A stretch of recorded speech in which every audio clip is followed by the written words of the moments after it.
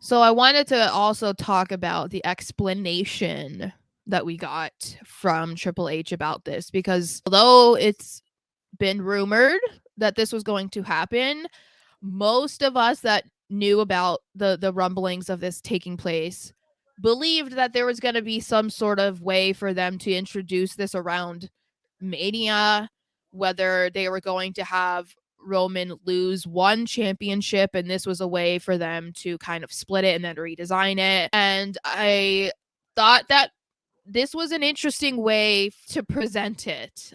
So I felt like Triple H went a little kayfabe Oh, straight from the gate. kayfabe is you have to buy into kayfabe for It was this like, explanation. Like, yeah.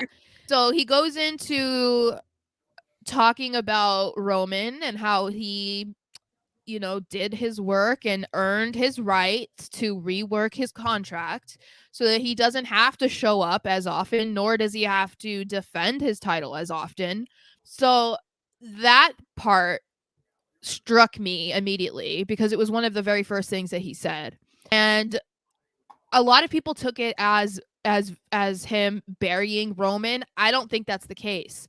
In my no. opinion, is a shot at Vince because he's the one who has okayed part-time champions over the last few years. He okayed it with Brock Lesnar. He's okayed it with Roman Reigns, despite the outrage from the fans or the networks of, a USA Network and Fox having issues with no champions. And Vince left Triple H to have to deal with this. The timing of this is bizarre. Trying to figure out how this is going to work is bizarre. So to me, although people like myself complain about the fact that Roman's not around, I think this was more of a shot at Vince. But an interesting tactic by Triple H to address it, because we all are thinking it. Even if you are the biggest Roman Reigns fan there is on the planet, you can't sit there and say you don't recognize that he's never around and that Oh yeah, he's a part-time that's a champion. fact of life. What I saw from it was them trying to resurrect kayfabe in a way where you make Roman this just mythological like figure who just does not lose.